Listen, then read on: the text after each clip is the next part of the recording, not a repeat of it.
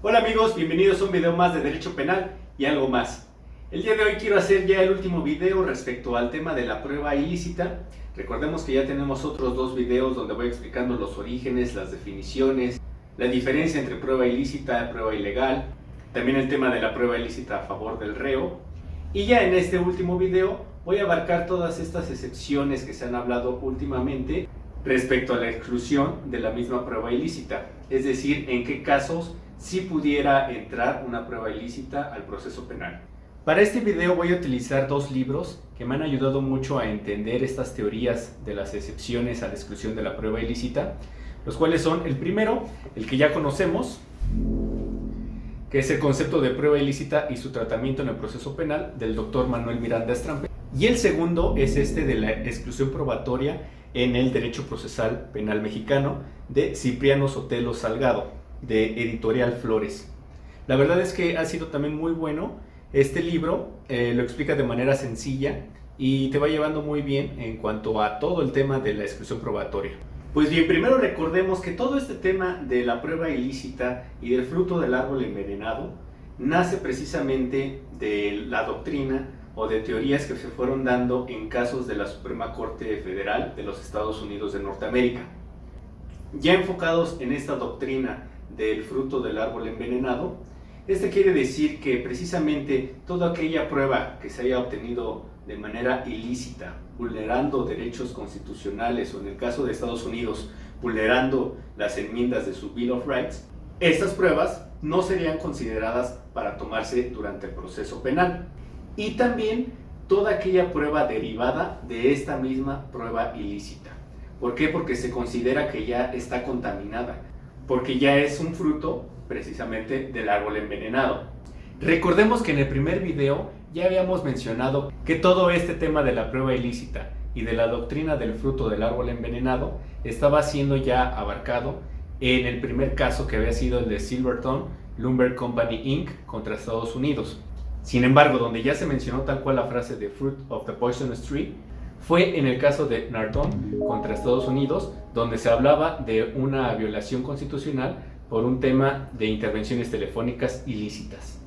Pues bien, a pesar de que se estaba construyendo todo este tema de la prueba ilícita y de la doctrina del fruto del árbol envenenado, en Estados Unidos se comenzó a hablar y ver de qué forma podían arreglar todas estas actuaciones policiales ilegales. Y así fue como poco a poco empezaron a surgir las excepciones a la exclusión de la prueba ilícita.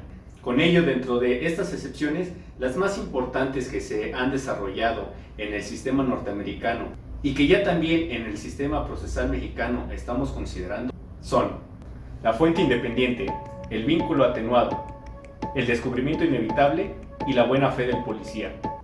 Hay que hacer una breve mención que a pesar que en Estados Unidos sí se encuentra muy desarrollado la última excepción de la buena fe del policía, en México todavía no se habla al respecto. Sin embargo, muy probablemente en el futuro van a ver que sí se va a empezar a tomar en cuenta esta excepción. Pues bien, la primera excepción que vamos a abarcar va a ser la de la fuente independiente y viene siendo la más importante porque prácticamente de ella se deriva tanto el vínculo atenuado como también el descubrimiento inevitable. Estas dos últimas pues digamos que vienen siendo unas variantes a la fuente independiente. La característica principal de la fuente independiente o cómo la pudiéramos definir es aquella que se va a representar cuando entre la prueba ilícita original y la prueba legal o la prueba lícita derivada no se presenta algún vínculo o bien exista una desconexión causal. Como les comento, tiene una estrecha relación con el tema del vínculo atenuado, pero vamos a ver cuáles son las diferencias que aunque se parezcan mucho, sí las hay. Sin embargo, como también se pudiera entender a la fuente independiente, es aquella en la que el medio de prueba obtenido de manera ilícita y la prueba derivada no es claro el vínculo que tenga uno y el otro. O sea que no hay una clara derivación entre cada una de ellas y por eso se considera independiente una de la otra. Y por ende la segunda sí va a ser considerada lícita, es decir, sí va a ser admitida.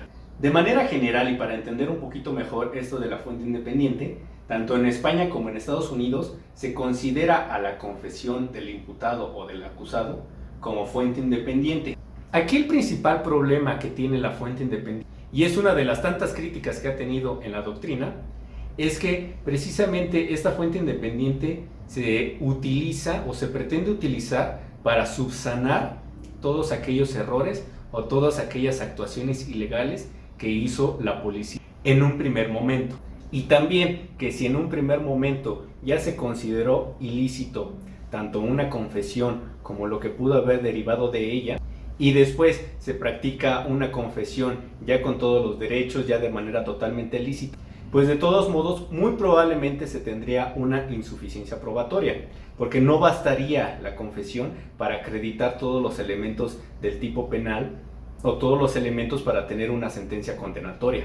En palabras del doctor Manuel Miranda Strampes, la confesión del acusado en aquellos supuestos en que no consta acreditada por otras vías el cuerpo del delito resulta insuficiente para destruir la presunción de inocencia. Como les comentó al principio de la explicación de la fuente independiente, se encuentra muy relacionada esa excepción también con la excepción del vínculo atenuado. Inclusive se llega a explicar las dos excepciones con un mismo caso, que es un caso muy famoso en Estados Unidos y que también aquí en México se está utilizando para resolver amparos y para llegar a criterios de altos tribunales. Posteriormente les voy a enseñar una tesis que habla precisamente de este caso, el cual viene siendo el de Wong Sun contra Estados Unidos. Este caso se basaba en que inicialmente fueron excluidas todas las pruebas que se obtuvieron en un registro inicial. Sin embargo, se le dio validez y se admitió la confesión de uno de los acusados, quien acudió voluntariamente a las oficinas policiales, en este caso eran de narcóticos, para confesar todos los hechos, ya con un abogado, ya conociendo todos sus derechos. Y así todos estos factores fueron considerados para que precisamente la confesión tuviera este efecto de ser una fuente independiente, que ya no existía una relación con las primeras pruebas obtenidas y su confesión ya con todos sus derechos reconocidos. Y con ello la Corte Suprema Federal entendía que se rompía la cadena causal de la lesión inicial, es decir, del primer cateo donde se obtuvieron todas las pruebas que fueron desechadas. Otro ejemplo de la fuente independiente que nos habla el segundo libro que les recomendé es el del supuesto en que los policías van a un domicilio e ingresan de manera ilegal al mismo. Dentro de ese domicilio encuentran droga, armas, sin tomar ninguna de estas evidencias, salen del domicilio y solicitan a un juez una orden de cateo. Esta orden de cateo se otorga y los policías ingresan nuevamente al domicilio y ya obtienen todas estas evidencias. Aquí, si bien es cierto que primero hubo un cateo de manera ilegal, un ingreso a un domicilio de manera ilícita, también es cierto que se tuvo la fuente independiente de la orden de cateo de manera lícita, y ya con ello se pudiera considerar que ya no hay un vínculo entre lo ilegal y lo legal. La siguiente excepción viene siendo la del vínculo atenuado, que como les comentaba hace un momento se parece mucho a la de la fuente independiente. En este vínculo atenuado establece que las evidencias obtenidas por actuaciones policiales ilícitas o inconstitucionales no serán excluidas cuando la conexión entre precisamente esta actuación policial ilícita y el descubrimiento o aseguramiento de la prueba sea tan atenuada como para disipar esta mancha de inconstitucionalidad o de ilegalidad. Para esta excepción, la doctrina y también existen criterios tanto de jurisprudencia como de tesis aislada ya en México, establece diversos factores que pueden ser considerados para precisamente determinar esta atenuación entre el vínculo de la prueba ilícita inicial y la prueba lícita que posteriormente pudiera aparecer. Entre los principales criterios que se encuentran son los siguientes tres. 1. El tiempo que haya pasado entre la primera prueba, es decir, la prueba ilícita original, y la prueba lícita derivada. 2. La gravedad o la intensidad de la violación a los derechos constitucionales que existió en la primera prueba ilícita. Y 3. El elemento de la voluntariedad de las confesiones practicadas con todas sus garantías. Un ejemplo claro y sencillo del vínculo atenuado sería pensar en la detención ante el Ministerio Público de un imputado en donde realiza una confesión, hace su declaración y confiesa todos los hechos. Sin embargo, no se realizó con un licenciado en Derecho, o bien no se le hizo saber todas sus garantías constitucionales que tenía al realizar esta declaración. Posteriormente, esta misma declaración se considera como ilícita. Imaginemos que pasa el tiempo y después, ya para juicio oral o bien en el mismo juicio oral, el acusado realiza una confesión ya con todas sus garantías bien reconocidas, teniendo su abogado defensor ahí presente, teniendo también el Ministerio Público el principio de contradicción, y realiza precisamente un relato de los hechos prácticamente igual a la primera declaración que hizo ante el Ministerio Público. Con todos esos factores de que ya conoce sus derechos y también el elemento de la voluntariedad, se pudiera considerar ya atenuado totalmente la ilicitud inicial con la licitud que ya está pasando en este ejemplo ya en el juicio oral. Y aquí te dejo esta tesis de jurisprudencia con número 2005-726 de rubro prueba ilícita, valoración del principio de su prohibición o exclusión del proceso, bajo la óptica de la teoría del vínculo o nexo causal atenuado en la declaración del inculpado, en la cual habla precisamente de este ejemplo que te acabo de mencionar, en donde primeramente el imputado realizó una declaración donde confesaba los hechos, pero esta tenía tintes ilícitos, ya que no tenía un abogado defensor y no conocía todos sus derechos constitucionales que le asistía. Sin embargo, posteriormente realiza otra declaración, admitiendo ciertos hechos, negando otros o haciendo valer causas de exclusión del delito. Y no obstante que esas manifestaciones puedan estar relacionadas con la ilicitud de la declaración inicial, si se advierte que la conexión es tan tenue entre ambas, que su exclusión se considere desproporcionada y carente de real utilidad, esa conexión causal puede darse por rota o inexistente jurídicamente. También aquí te dejo esta otra tesis aislada de número 2020-673, de rubro excepción al principio de exclusión probatoria vinculada con prueba ilícita. Se actualiza el supuesto referente al nexo causal atenuado con motivo de la voluntariedad del inculpado al deponer en alguna actuación ante el Ministerio Público o juez, con el propósito de dar a conocer su versión de los hechos, materia del proceso, siempre que su declaración se rinda con respeto a las prerrogativas constitucionales inherentes, en la cual de manera precisa habla de este factor que te acabo de mencionar hace un momento respecto a la voluntariedad que tenga el acusado de realizar su confesión conociendo todos sus derechos constitucionales. E inclusive en esta misma tesis se hace especial referencia al caso Wong Sung contra Estados Unidos. Ahora vamos con la tercera excepción, que viene siendo el descubrimiento inevitable. Esta excepción también viene siendo una modalidad de la fuente independiente.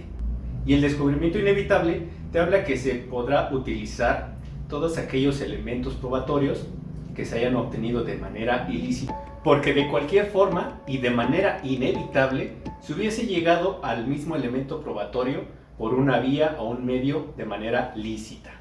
El origen de esta excepción viene siendo el caso igual norteamericano de Nix contra Williams, en el cual en un interrogatorio realizado de manera ilegal, el imputado confesó haber cometido un homicidio e inclusive le estaba comentando a la policía dónde se encontraba el cuerpo de la víctima. Y si bien en este caso sí se excluyó la confesión que hizo ante los policías porque fue de manera ilícita, lo que no se excluyó fue precisamente el cuerpo de la víctima, porque se consideró que inevitablemente se iba a descubrir el cuerpo de la víctima, porque justo en el lugar donde encontraron a la víctima ya se estaban realizando diversas investigaciones y ya había muchos voluntarios que estaban buscando precisamente a la víctima. Entonces, de cualquier forma, se iba a descubrir el cuerpo de manera inevitable. Y así como te acabo de relatar este caso de Nix contra Williams, también tenemos la tesis aislada de número 2020-672 de Tribunales Colegiados de Circuito, de rubro excepción al principio de exclusión probatoria vinculada con prueba ilícita. Se actualiza el supuesto que atañe al descubrimiento inevitable cuando se pone de manifiesto, de forma suficiente, que un elemento de convicción obtenido ilícitamente se hubiera recabado ineludiblemente por medios legales independientes. Y en este caso también se habla que el inculpado conduzca a la autoridad ministerial al lugar donde se encontraba el cuerpo de la víctima, y que a pesar que esta declaración del imputado fue de manera ilícita, no se pudiera excluir la localización del cuerpo de la víctima, toda vez que de cualquier forma se iba a descubrir de manera inevitable dónde se encontraba precisamente el cuerpo. Para esta excepción del descubrimiento inevitable, la autoridad aquí sí está obligada a demostrar fehacientemente que ya se tenían otras investigaciones en paralelo para llegar a este descubrimiento. Por lo tanto, los dos requisitos que sí se necesitan demostrar fehacientemente para el descubrimiento inevitable son: 1, la existencia de una investigación paralela, y 2, la inevitabilidad del resultado. Es decir, que prácticamente sí o sí se iba a llegar a ese descubrimiento. Otro caso para entender muy bien el tema del descubrimiento inevitable es el de los 43 desaparecidos de Ayotzinapa, en el que si bien se tuvieron unas confesiones de los principales sospechosos, esas confesiones fueron realizadas de manera ilícita, y en esas confesiones se decían dónde estaban los cuerpos de las víctimas. Sin embargo, aquí la autoridad también llevaba investigaciones paralelas, en donde ya en cualquier momento iban a llegar con el paradero de los cuerpos de las víctimas.